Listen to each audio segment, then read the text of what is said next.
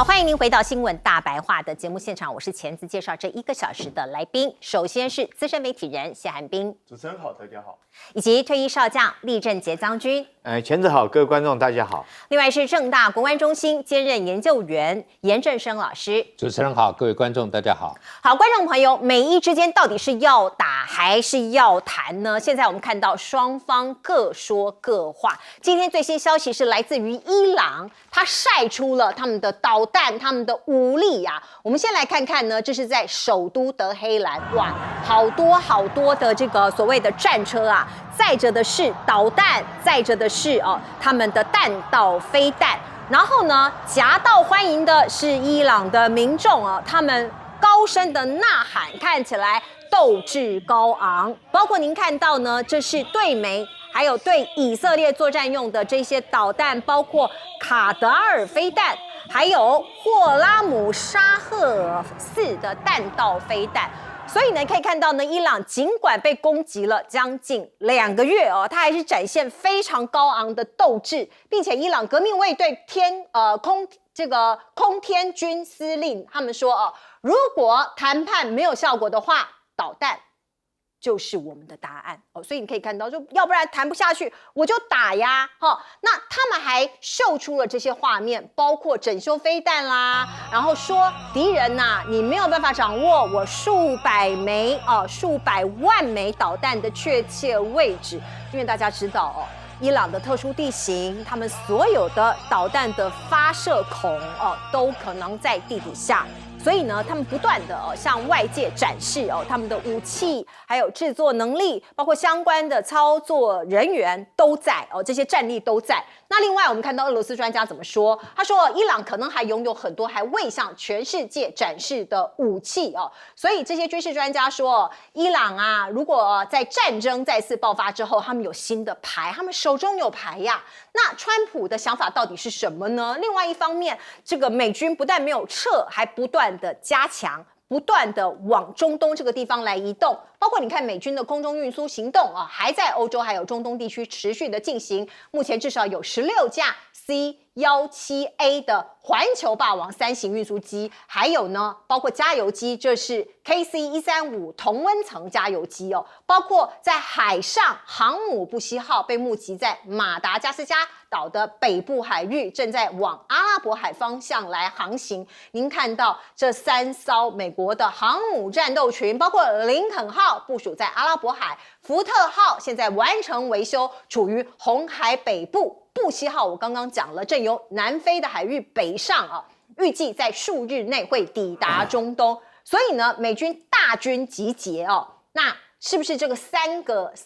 个航母战斗群会转为作战状态呢？谁都说不准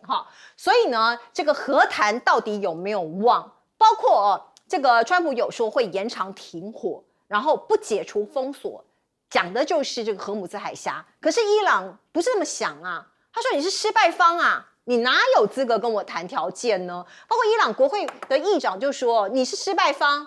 你持续的围困还有轰炸是一样的，如果你谈条件的话，所以他们伊朗会以军事来作为回应。所以呢现在所谓的延长停火，然后要来谈判这件事情，在伊朗这边他们并不接受所以我们不知道是不是在礼拜3或礼拜4这个美国所谓的在伊斯兰马巴德这个地方的停火，或者是相关和平的谈判会不会进行？我们再来看看《卫报》这一篇分析，他说有人一天放话7次，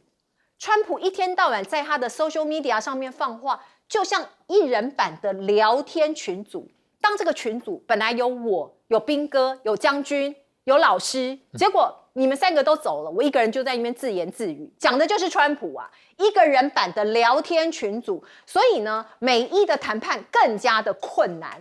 那川普呢，他的操作让美国的媒体搞不懂，美国的官员也私底下跟 CNN 承认，鉴于谈判的敏感性以及伊朗人对于美国的不信任，总统的公开评论对谈判有害。意思就是说川普你最好闭上嘴，不要再讲了。可是川普哪里会听大家的话呢？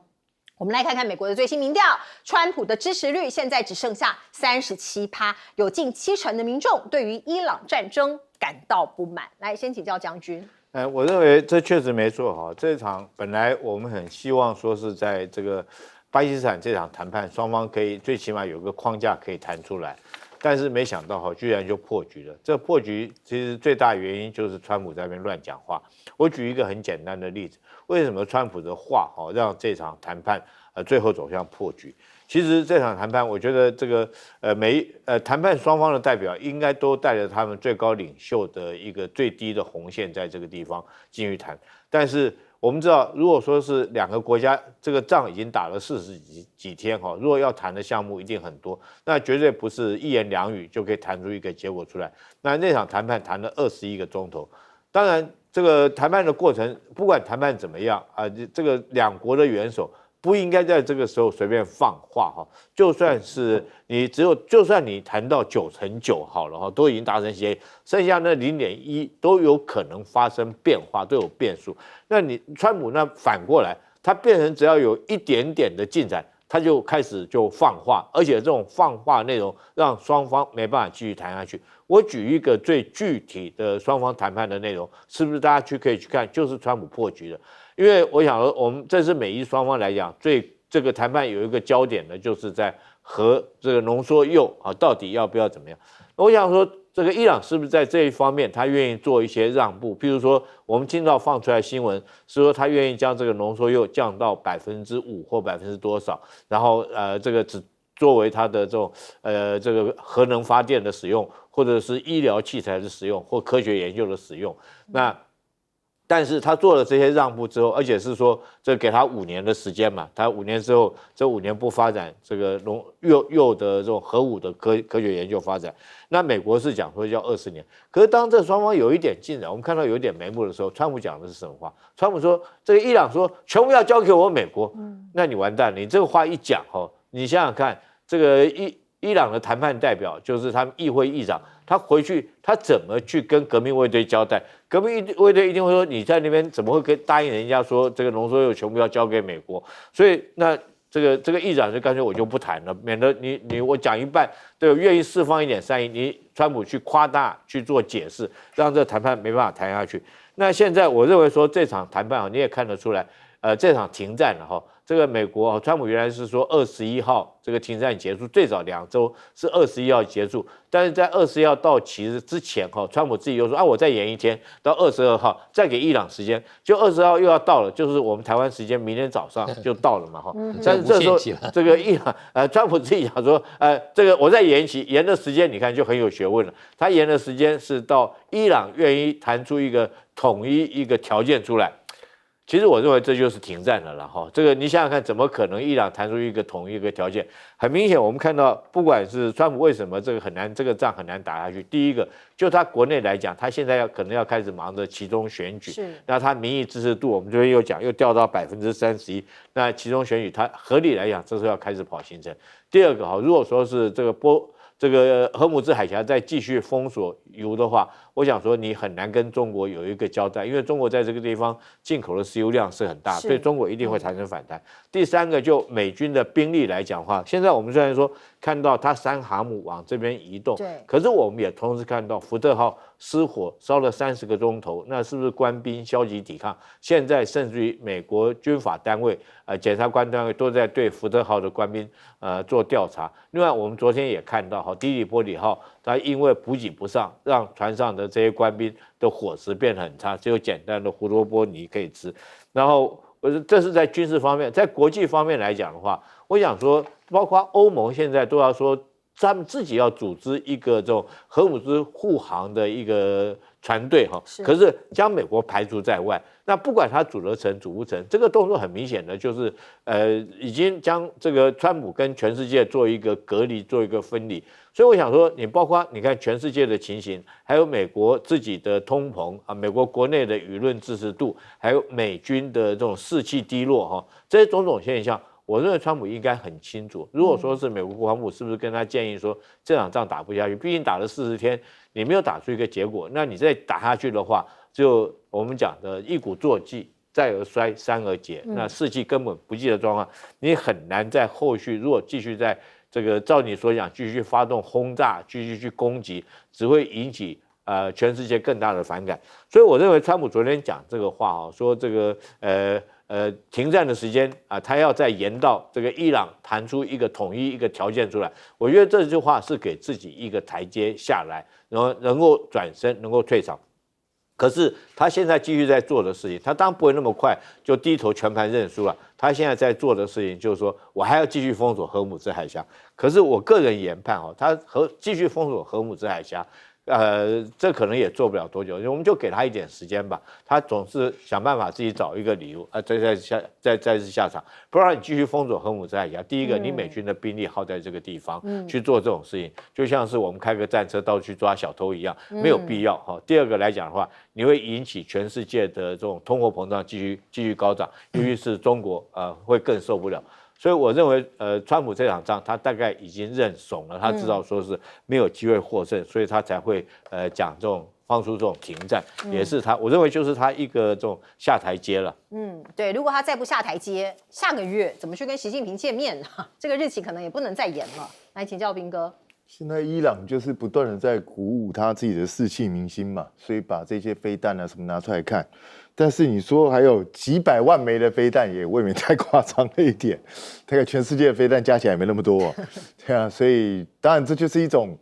夸张的，然后就向敌人耀武扬威的一种方式。那事实是证明了，就是美国至今没有办法掌握伊朗到底剩下多少飞弹，他是不是还有持续制造的能力，甚至他有没有新式的武器。这一些看起来美国跟以色列这个显然没有办法知悉所以我个人是认为这一次美国跟以色列恐怕犯了一个很重大的错误，就是他们这次情报虽然他确切掌握哈米营的行踪，成功斩首，可是他对伊朗真正军事实力的掌握其实是有缺陷，情报收集的不够完备，所以才下了错误的判断，导致现在这样的一个僵持不下的一个结果。那当进入谈判之后，大家都知道，谈判这个时候最好不要添乱，最好先让谈判团队让他们继续去谈，外界的干扰越少越好。可是川普刚好反其道而行，所以我好几天以前我就讲，川普如果想要这个谈判成功，最简单的方式就是先闭上他的嘴。可是他就是不愿意闭嘴，他就是每天不停的发 Twitter， 他一直发那个 True Social 这边一直发，你发这些东西到底？请问一下，对整个局势有什么注意吗？而且这第一个很糟糕的就是伊朗那边看到你又在那边胡说八道，当然心里头很不爽。请大家注意最近有没有注意到这几天以来，伊朗那边鸽派的声音几乎都不见，现在都只剩鹰派的声音。因为很简单，因为川普彻底惹火了很多人，所以让现在伊朗内部的这些鸽派恐怕已经没有什么发言的余地。是。那另外一个方向来看的话，川普这样不断的乱七八糟的发言，也让美国民众开始对这场战争越来越没有信心，因为看起来你就一副搞不清楚状况的样子，到底是应该怎样？到底你说哪一句是对的？没有人知道，所以他的支持度当然不可能会高，你会让美国民众也跟着你一起焦躁，因为川普现在所有的行为感觉上就是一个非常彷徨无助，然后又非常急躁暴跳如雷的一个老人。然后他不知道该怎么办，只好一直不断的宣泄自己内心的不满，然后在那边讲这些东西。那讲这些东西不但于事无补也就算，还把局势搞得越来越乱。所以未来这个谈判如果想要有一个初步的成果，最好的一个方式就是川普减少发言，甚至最好不要发言。会叫他闭嘴，可是谁能叫他闭嘴这就是问题的所在，没有人能够叫他闭嘴，唯一能够叫他闭嘴的就是他自己。所以他如果没有意识到这一点的话，这个局就很难收了。现在他说所谓的无限期停火，其实全世界一听到马上就说他口，因为他在宣布无限期停火的前一个访问才在讲说我们要立刻去轰炸他的核电厂这些东西。对，结果你才多久？几个小时之后你就转变了，那还得了？那请问一下，以后你哪一句话讲的可以相信，哪一句话不能相信？所以我觉得川普始终这样乱搞，这真的不是个办法。那现在他所谓的要去封锁荷姆兹海峡，其实在我看来就是只是为自己找一个说辞，说我们还是封锁了它，这整个局势我们还是在掌控着啊。可是美军能够掌控多久？他已经从全世界抽调兵力来了，可是哦，即使以现在3个航母战斗群，再加上它集中在中东的这几万名兵力，抱歉，如果你想要全面去压制伊朗，这个兵力不够。那请问你怎么办呢？是，所以我觉得川普真的先闭上嘴，再想想怎么办。是。来，老师你怎么看这个僵局？我觉得当然就是我非常同意彬哥刚刚讲的我也长期强调，没有一个美国总统用这种主帅出来谈，每天然后讲一大堆不同的东西，放出来不同的消息，你根本就应该授权给一个谈判团队，是你女婿也好，我们都不在乎，因为你女婿可能更能够抓到你的心意嘛，然后加上 Wickoff 这些，或者你觉得范斯要去也很好，你觉得如果 Marco Rubio 要去都可以，你不应该出面讲话我觉得这个最简单。他现在所证实的就是说，你是不是确实心智有问题了？已经到了一个老人，就是重复再讲一大堆很奇怪的东西，不过还不错，他没有重复讲，他每天讲不一样。对，每天讲不一样。对，我觉得这个大概还没有到老人痴呆老人痴呆就是会一直重复讲，但是你这种情况，按照道理来讲，已经不适任美国总统了。就是特别是一个民主国家，好了，我们这样讲，民主国家，全世界的领导人怎么会是这个样子？完全没有，就是一个领导者该有的一个这个我们讲人性格这个是应该是可以做得到。就像刚才我们讲的说，为什么没有人可以跟他讲话他要一意孤行？我觉得请梅兰妮讲话，说我要搬走了，我要离婚了你再这样子下去，对不对？梅兰妮也很丢脸嘛，觉得你怎么会嫁一个这样子的老公？我觉得如果他的老婆肯奥巴马像就很怕他老婆的怕老婆好那我觉得川普应该听听梅兰妮可能有不同的意见特别梅兰妮自己也是一个就是从中东从这个中欧过来的移民那大概也晓得就是这种不同的这种文化里头的冲击，你不需要这样子来做那川普这一次最离谱的部分，讲了一大堆话，都不是一个领导人该讲。譬如说要把伊朗什么几千年的文明就毁掉了，这种话谁敢讲啊？我大概只有听到过去就是那个匈奴在欧洲有讲过这种那大部分的情况之下是没有人，就是大家都要尊重文明，不管是哪一个国家。当我们看到像我自己做非洲常常有激进的伊斯兰。他们会毁掉一些东西，那大家都会站出来讲话。可是川普虽然没有做，但是嘴巴这样子讲，我觉得是更离谱，因为你就是一个世界第一强国，你怎么可以来做摧毁古老的文明？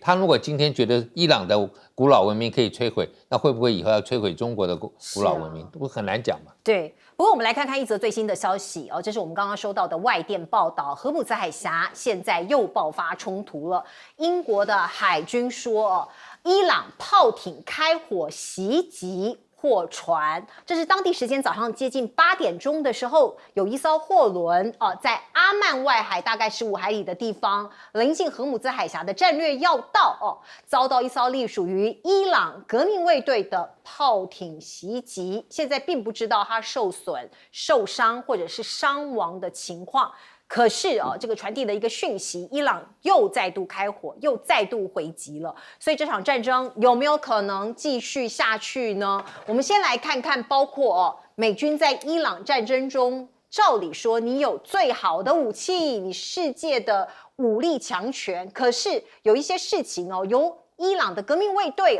这个把它给掀出来，就觉得有点难看了包括他们发现了2000磅的炸弹没有引爆本来应该这个到了土地上，到了这个伊朗的地面上会引爆，没有引爆所以呢，他们去拆除了3枚未爆炸的美制 MK84 炸弹发布了一些照片说我们把它拆解了，我们知道里头的这个制造的方方面面的细节了。那另外呢，外界非常担心的是如果在伊朗的美国对伊朗这个行动把它的这些飞弹啦、导弹啦或者拦截弹都消耗的话如果现在再爆发另外一场战争它会面临一个所有库存通通消耗完毕的这样的风险，包括这是美国智库 CSIS 的最新报告这个仗才打了7周不到8周，就不到2个月包括萨德爱国者飞弹已经消耗大概1半，精准打击飞弹消耗45%，战斧飞弹消耗了30%，联合空对地远攻飞弹消耗了20%，标准3与标准6的飞弹共消耗20%。你要恢复以上这7种弹药的库存，至少要1到4年的时间哦，所以这个很可怕呀哦，这个随随便便万一又有一场战争出来哦，美国就完全可能没有任何力量可以来应付。而另外，我们再来看看美国的国防部长说，他们打算斥资300亿美元增购飞弹、拦截器等关键的弹药哦。那根据了解，在针对伊朗的军事行动期间哦，这个拦截的库存哦，拦截器的库存已经告急了。而另外，我们看到战斗搜救哦，这个是大家知道，在伊朗战争不是有一个 F-15，有一架 F-15的战斗机被打下来了吗？那时候美军不出动很多人去救这一名飞行员吗？哦，2名飞行员，像是这种战斗搜救的一个飞机哦。他们叫做油猪哦 ，A10的油猪哦，它从2023年，因为他们要换代要 upgrade 哦，所以呢，它就是要把它淘汰，然后要做一个比较新一代战力。可是从2023年到现在，他们并没有研发出另外一种更厉害的战机哦，所以油猪长期担任战斗搜救 CSAR 的任务核心角色，那现在断代了哦，因为会有缺口嘛，新的还没有出现。我们再来看看荷姆兹海峡，刚刚已经讲了，伊朗的革命卫队已经炮击了攻击了一艘货轮。那现在呢，川普他在他的 Truth Social 又说，伊朗现在求饶只为了面子如果没有武力威胁，协议无望所以呢，他认为他已经把海峡完全封锁了。川普自己讲的那德黑兰也就是伊朗方面只是想保全面子。现在我们看到呢，已经传说，因为美军在这个地方有一些封锁的行动，然后也登船或拦阻一些油轮跟货轮的行为说是他们已经接管了4艘伊朗的油轮，包括苏伊士型油轮、超大型油轮，另外一艘还有阿拉伯海还有一艘油轮被扣押所以你看到他扣押的这些途径，他们拦的其中有一艘是在斯里兰卡附近被拦这个拦截这一艘伊朗油轮的是印太司令部，而不是中东司令部，所以他可能已经跨越中东这个区域，他跨海跨洲来做这样全球的一个追击跟拦截了。所以我们再看看伊朗外长他说伊朗现在知道如何化解限制，捍卫自身利益以及抵抗霸凌，所以呢，看起来他要干到底了，跟美国周旋到底了。包括荷姆兹海峡，你看这个地方美国的扣船行动伊朗有回应了分析人士本来说是会以牙还牙，也来扣押美国的船只，可是现在我们看到他开火了，他刚刚已经炮击了一艘这个油轮。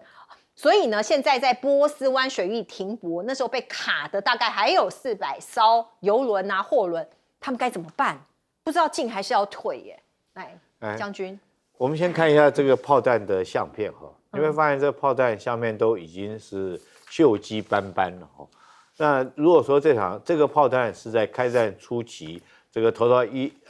朗，然后是一颗未爆弹的话，也不过才1个月的时间就已经锈迹斑斑。那代表什么呢？其实你要保存炮弹，并不是这么简单跟容易的你如果说没有定温定存，或者是很好的储存空间来讲的话，那这个弹药很快就会损坏或者锈坏掉。你要知道，很多弹药里面的这种发射药或者是爆炸药都是化学东西，化学东西一定是要保存有它的一个原理在里面的。那如果说一颗炮弹露在外面，也不过就是1个月的时间就已经这样锈迹斑斑，那你更何况飞弹跟导弹里面有很多的这种晶片或者是电子元件，那你要保存事实上是更难的。所以我讲这个意思就是说，这个美军为什么堂堂一个美军，大家会觉得说怎么可能会缺弹药呢？我跟你讲，他就是缺弹药因为他的弹药有多少量，当然是跟他自己会去计算。就我打一场仗，我需要用到多少的导弹、多少飞弹，那我的假想敌国是什么样国家所以我可能会用到多少。那第二个，我的储存空间可以放多少？以我们最简单的炮弹这个弹药库你里面就要恒温恒湿，所以说美军现在缺这些弹药是可以看得到。因为为什么会缺这么严重，它耗损会这么多？因为它低估了伊朗的这种抵抗的力道。他原来以为说是4天，按照川普说法的话，他以为4天，他就可以让伊朗屈服，但是没想到这场仗打了40天，伊朗还没有屈服，所以他不停的将他弹药投入下去，投到最后他变成库存自己不够。那美国跟伊朗现在弄这个油轮，我觉得我有2句话。第一句话是美国现在在扣押人家伊朗的油轮，这叫做没有天理。那伊朗如果说是在荷姆兹海峡打不到你这个其他国家的船只来讲的话，这叫没有地理哈。怎么讲呢？伊朗它就是控制荷姆兹海峡，你看它一艘，我们刚刚前面那个片头所讲的，它只要一艘炮点出来，你美国根本就很难去发现它，可能在雷达波上面它只是一个很小一个波点哈，它从它躲得这种岸边的岩缝里面一条炮点出来，就可以对你一艘油轮来发动攻击。所以说，因为它占了地理的优势，所以伊朗可以很轻而易举的达到封锁荷姆兹海峡目的。所以我说，伊朗如果说不能封锁荷姆兹海峡的话，那就没有地理，它就是因为地理上有优势。那为什么美国到处去扣押人家的扣押伊朗的油轮？我说是没有天理的，就像是2个男人打架，你不能一天到晚去，你打不过这个对手，结果你去威胁人家的老婆跟小孩说哎，我知道这个你小孩读哪一个小学，那全世界到处去找人家伊朗的油轮去扣押，伊朗油轮本身它只是一艘货轮，它当没有任何武装，没有那如果说你美国去干这种事情，我相信伊朗一定会对等报复。其实伊朗从开战到现在，我们看到伊朗所做的很多事情都是对等级的报复。你攻击我的这种民生设施，攻击我炼油厂，我就打以色列这个或者是说这个以色列的这种威胁要打以色列的这种净水厂。如果你打我的炼油设施，我就攻击沙烏地阿拉伯的这种这个油管输油管道，所以它都对等式的攻击。那我认为说，如果说这一次这个美国在全世界到处借着它的海军的实力去这个打这种没有办法还手余力的货轮，那除了会造成全世界通货膨胀继续高涨之外，因为这些油轮在外面，本来美国答应他们这个油在海外的在海上的这些油可以去卖的，那第一个当然是造成这个油价会继续往上推升。那第二个，我认为说伊朗在这方面他也会采取对等式的报复。那最容易采取对等式的报复就是荷姆兹海峡嘛。现在伊朗不是放话嘛，他本来说要开放，因为你美国又封锁荷姆兹海峡，针对伊朗的这种港口出来的船只，你要扣押，那伊朗现在又再一次封锁了荷姆兹海峡，所以我们才会看到前面那一段他用炮艇去攻击一艘英国的货轮。所以我特别讲美国做这种事是没有天理的，但是伊朗如果封锁不了，那叫没有地理。是，哎，平哥有押韵。其实我们刚不是看到你说伊朗的炮艇又对油轮开火，但不知道损伤情况如何。对，美国不是说已经把伊朗海军都消灭了吗？并没有。那炮艇哪来的？对啊。所以显然，第一个，美国并没有消灭掉伊朗海军。那他这些小的炮艇、炮船啊，这些是快艇啊，他只要搭载这种很廉价的武器，就可以对你造成威胁。那只要美国一日没有把这些威胁除掉，荷姆兹海峡就一日随时都可能会被伊朗封锁。这就是问题的所在，也是现在美国最头痛的地方，因为人家是用不对称的。比你落后好几代的武器一样达到了封锁的目的，而你用高科技对它却一筹莫展，这才是现在最糟糕的地方。那美国的弹药为什么会损耗的这么快？其实美国过去这20几年、30年，他一直认为自己不会再面临到一种那种像2战那种全面对抗性的战争，所以他一直认为就是顶多是遇到那种中小型国家或是一种反恐战争。所以他专注在生产高科技武器，那高科技武器本来产量就不可能会大，因为贵得个要死，你也不可能大幅度的去装备，所以在这种状况下，就表示让他的常规弹药已经处于一个很低的水平，只要发生超乎他预期的战斗，就很可能会开始弹药不足。而且去年6月的时候，他才跟以色列联手轰炸了伊朗一次，然后那一次伊朗也做出反击的时候，美国也花费了很多的防空导弹去协助以色列防范，所以那个时候，去年6月那时候造成的一些弹药的损失，其实到今年2月28号他们再次发动攻击的时候，都还没有补回来。然后结果你一下子又比之前的耗损更巨大的方式，不断的在这样使用，所以美国其实川普为什么现在要宣布无限期停火？我觉得很可能就是因为他们自己评估，他们根本无力再战，也就是他不管调库存也好，调兵力也好，他现在就是补充不上来，没有办法发动出一个他们想要的一个攻击的成果，所以他只好等，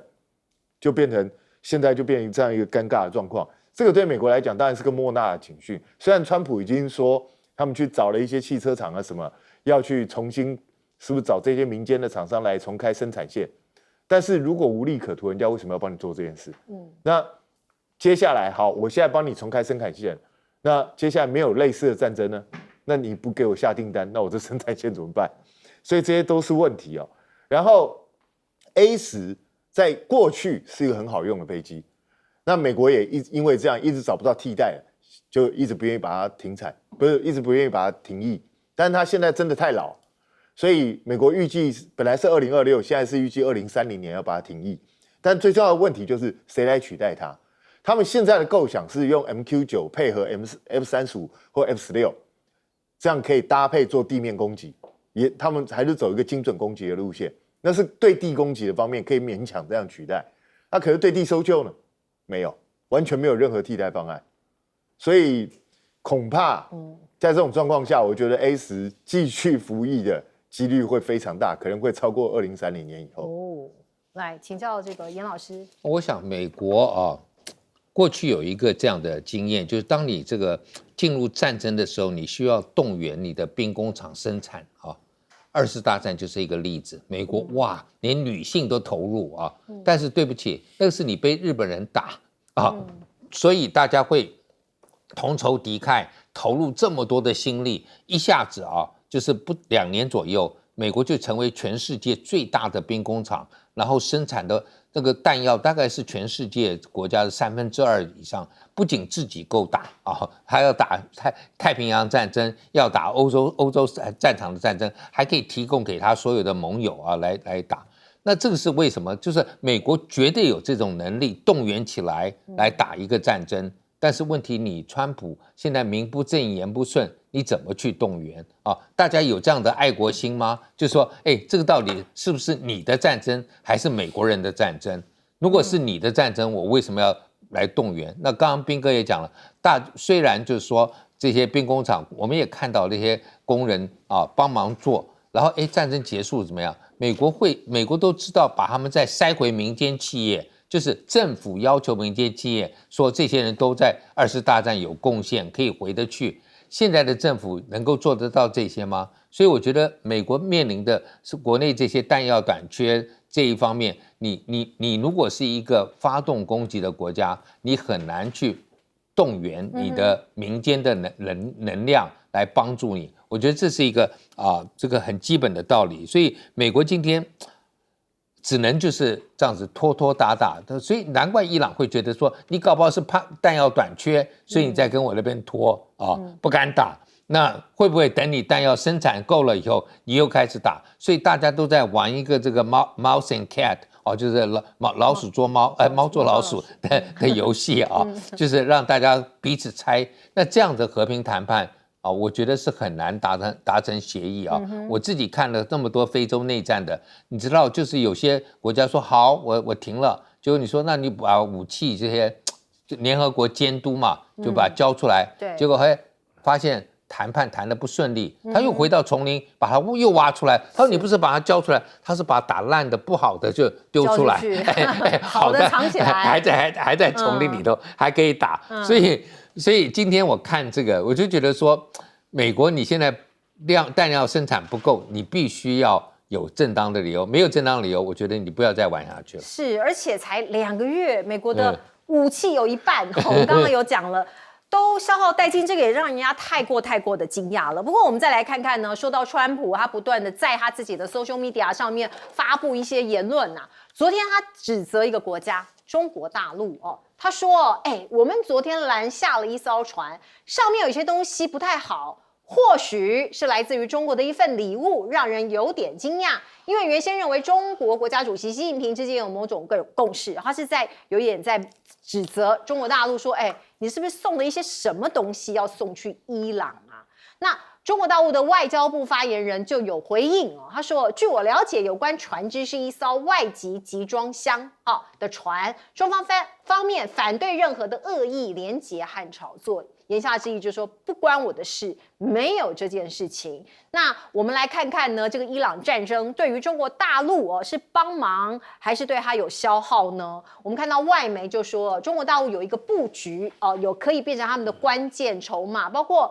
有一些学者就说，现在中国最好的策略就是让川普、让美国越陷越深，消耗掉他的武器，消耗掉他的国力呀，让他的资源跟国际地位被这个往下压缩以便北京日后可以从中获利那这个是一个非常简单的逻辑，包括我刚刚问到的，下个月我们看到北京会举行美中高峰会，那中国大陆是否可以经得起更大的冲击、更大规模的冲击，以及习近平是否真的能够跟川普在博弈中占据上风，会成为国际关注的焦点。的的确确这一场高峰会它标志着东西两大国在现在世界的局势这么乱的情况之下，会谈什么？会有什么样的交换每一个国家都在看。而另外呢，美国印太司令部的司令帕帕罗他就说了，中国现在要打造一支无人机的部队作为进攻部队先锋大量部署，运用低成本而且可消耗的弹药，让防御方更有利这个你不用讲，可能很多人都已经讲过了。不过我们再来看看呢，路透社的报道就比较有趣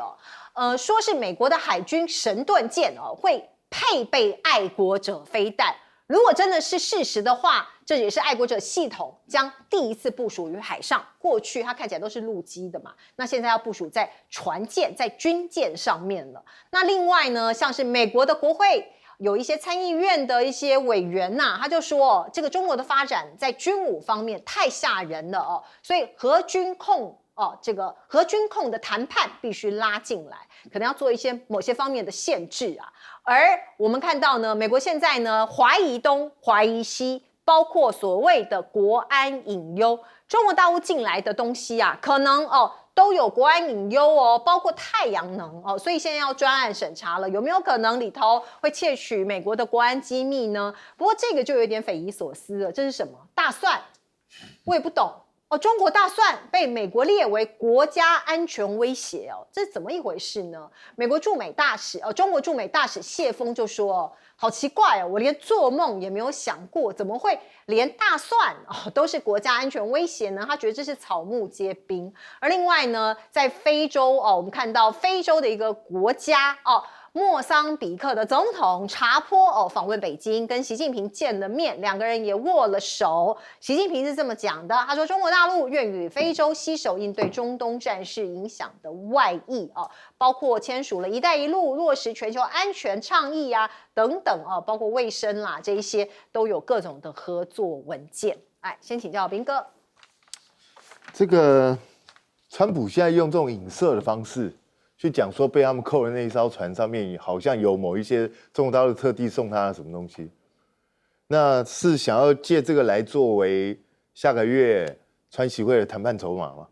我是觉得有点奇怪，因为我是很怀疑啦，就中国大陆会选在这个时候把一些高度敏感的东西送去伊朗嘛？因为他明明知道美国海军正在海上到处在这个做拦截。所以我是不太相信他真的抓到什么东西，但大家也都知道川普觉得真真假假，他随便想到反正就故意这样讲一下，那就看你相信或不相信。那我本人是不太相信的。那对中国大陆来说，当然荷姆兹海峡被封锁的久，它的经济也一定会受到影响，他当然会希望荷姆兹海峡早日开放。可是如果美国在荷姆兹海峡这边，在中东这一带迁延日久，造成美国军力跟它的整个经济上的重大折损，这个对中国大陆看起来也不是坏事。可是我不认为中国大陆会这样想，为什么？因为以现阶段的中国大陆来说，我认为他并不希望借由这种方式去造成美国的国力损伤之后让中国崛起，因为中国还有很多关键的技术，他也必须追赶，他自己也很清楚这一点。所以在这种状况下，我认为对中国来讲，最佳的方式还是早日结束荷姆兹海峡的冲突，让世界的经济回归正轨。对他自己、对整个世界都是有好处的，所以我不认为这么阴谋论，就是中国大陆会觉得说，你美国最好深陷泥淖，在那边最好跳不出来，我不大是这样想。那中国大陆在打造无人机为先锋，这个还需要他啪啪罗讲吗？对，这不是大家都知道的。对啊，全世界都在这样做，不是吗？那防卫部队当然你用无人机来，最好我也是用无人机对抗你。可是问题是，这就是牵涉到数量跟你的科技的问题了。也就是以台湾，我们虽然是防守方，我们有没有办法去建造这么庞大的数量？你要建造这些数量，你要有办法库存操控，然后还要藏匿到它打击不到的地方，然后你在科技上是不是能够跟对方对抗？这些都是挑战。目前不要说台湾啦，美国都好像没有一个很妥善的这样的一个办法，所以我觉得这个都还是要去思考。那把爱国者上舰去防御这些极音速导弹，是美国早就在规划的事情，已经在做了。他估计最快大概可以到2027年底才让他上舰。可是他就算上了舰，是不是真的能够防极音速导弹？难说。其实还是很难说，因为目前为止，全世界没有一个国家有把握一定拦得住极音速导弹，所以这就是麻烦的一个地方哦。那但是我觉得这个参议院军事委员会主席费舍尔这个人很趣味，他说一定要赶快去限制中国大陆，他那个核发展太严重了，要赶快限制住它。可是我们自己要赶快发展核。那请问一下，如果你存的是这种心态，那就跟那个第一次世界大战之前那个就是什么海军限制的这种条约，不是一样的意思吗？大国，我英国、美国要多少舰，你日本小国你就只准有多少比例的军舰。美国显然是想要恢复100多年前这种谈判方式啊。你觉得中国大陆会接受这种东西吗？如果你自己不断的在发展核打击能力，那你怎么可能会寄望中国大陆会去跟你签这种条约呢？这我觉得这是匪夷所思啊。那大蒜本身当然不可能是国安威胁，但是他为什么把大蒜列为国安威胁？是因为他考虑到他现在太依赖中国大陆便宜的大蒜。那如果美国因为这样，他自己的大蒜农都被打垮，那未来假设有一天跟中国交恶了之后，中国不给你大蒜，你怎么办？因为他这次稀土就吃到骨头了。所以他国安危机的理由是这个？是，不是大蒜里面藏有什么晶片吗？没那么可怕，这也太神奇了，对啊，所以它主要是因为产业供应链的这样的一个问题。那这个想法本身没有不对，可是问题是，那你政府是不是要去补贴？你如果不补贴的话，美国的蒜农会有竞争力吗？那所以这不是又违背了美国过去的商业原则吗？所以我觉得这中间有很多眉眉角角，都需要美国人自己去仔细思考。好，我们进一下广告。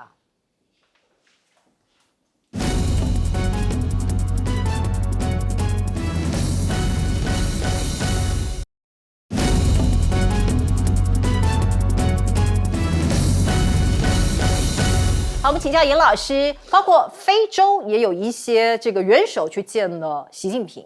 对，我们因为最近非洲比较热，是因为赖清德总统没办法去斯瓦丁尼访问嘛那本来一开头昨天传出来是莫桑比克那大概大家的联想就是说，因为这个总统在北京访问，所以是不是这样？结果不是，是这个马达加斯加这个塞西尔跟这个摩里西斯。那这个查普总统他们莫桑比克到现在为止，从独立到现在同一个政党，但是一直都是2任换3任就换了所以没有这个好像一个个人长期执政的问题。那确实中国大陆在那边做了很多投资，我去住到那边去，我就发现哇，住的旅馆大概都是中国人盖的然后甚至有那个桥到一个小岛，大家都觉得说不太可能，他也盖，就直接盖过去，跨海大桥就直接帮他盖过去所以那边的基础建设很多。那现在他要帮他们再盖更多的路开发，所以这一次这个查普总统不仅是在北京见了习近平，他还跑到青海去就是在那边讲说要投资什么等等所以你去想想看，大陆就是他们跟非洲的关系是这么的深这么的绵密，所以对美国来讲，川普现在又在打伊朗，让这个全球南方觉得说我怎么可能会站在你这一边？那我觉得这个对整个的局势，难怪大家会说打完伊朗战争之后，最大赢家是中国，因为川普把全球南方都给得罪了，因为他对委内瑞拉的行为然后对伊朗的行为，会让全球南方的国家都认为，刚才我们前面讲，对，我有武器，我就那么霸道，是啊，我就耍这个霸道，然后就来，我看不顺眼的我就要拿掉。那今天伊朗是挡住他了，那问题是全球南方也看得很清楚，就觉得说我们要去谴责，甚至也帮忙。你看，包括南非啊，一直在谴责以色列，就是要求这个国际刑事法庭要逮捕这个内塔尼亚胡。是，所以我觉得中国的跟非洲的来往是非常密切，我们千万不要低估美国。你看，川普总统第一任只去过一个国家，叫做埃及。啊，那个也不晓得算不算非洲啊？那到现在为止他都不去，他的这个什么国务卿啊这些，那个上一次有一个提勒森在非洲去，好不容易去访问，就被他 fire， 就在非洲访问途中啊，没有完成行程就把他 fire 了。所以我觉得你们美国对非洲不够重视，难怪大陆在那边可以有那么多作为，一个进一个退哦，这个完全就是展现了这个美国人现在完全想要放弃非洲这样的一个态势。我们进一下广告。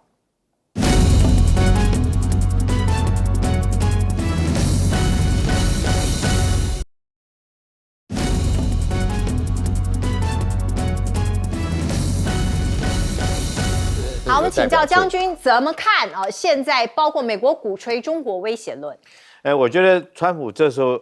讲这话很明显的，这个仗打不赢就开始这个找中国背黑锅，用影射的方式。我们经常讲一句话。这影射的杀伤力最大。对，那你说是有礼物，其实这条美国拦截的这条集装箱的货轮，事实上是从伊朗港口开出来，那在荷姆兹海峡安曼湾的地方被拦截。如果中国这个要运这个我们讲说要运东西，要运礼物给伊朗来讲的话，应该是从中国出发，然后经过这个荷姆兹海峡再进去嘛？那怎么从里面出来？不太可能是中国要送东西。但是美国讲这种话已经不是一次了，在这我记得是在之前没多久，美国的 F-15E 飞行员被击落的时候，那时候美国也开始甩锅中国，说因为中国是不是提供了红鹰6那种监视型的导弹？然后才让他们美军这个战机被击落，但是大家都知道，伊朗自己本身也有监视型的导弹不是靠美国。然后之后，这个川普又讲一些话譬如说他曾经也讲过，说如果说是不管任何一个国家如果提供武器给伊朗的话，他要科50%的关税。这都是他讲的话，现在又冒出这件事情。我觉得你仗打不赢你就不要到处去甩锅给别的国家。那中国在这场战争里面，他态度很明确他劝和止战的这种态度非常的明确。那如果说这时候他有任何偏袒或任何东西把柄落到美国或落到这个沙特的手上，我觉得就会失去他这个主持公道、担任一个斡旋国的国家的一个角色。那另外，美国来讲，确实是他这个所谓国安的威胁可以说是这个草木皆兵了这个佛州这个议员叫史考特，他特别说这个大蒜是国安问题。你如果说是这个电动车，你说是国安，我们还可以接受，说会收集相关的数据传回去中国。你说起重机，我们也可以感受得到运了多少货，掉了什么样的物品或许你可以这样讲。可是大蒜，难道说是这个美国人吃了几颗大蒜，会让中国从其中可以分析出来你国安的问题吗？但是这件事情美国现在来讲确实这史考特参议员已经要求说是不可以将中国的大蒜卖给这个美国的军营里面，不可以卖。这不禁让我们想象说是我们台湾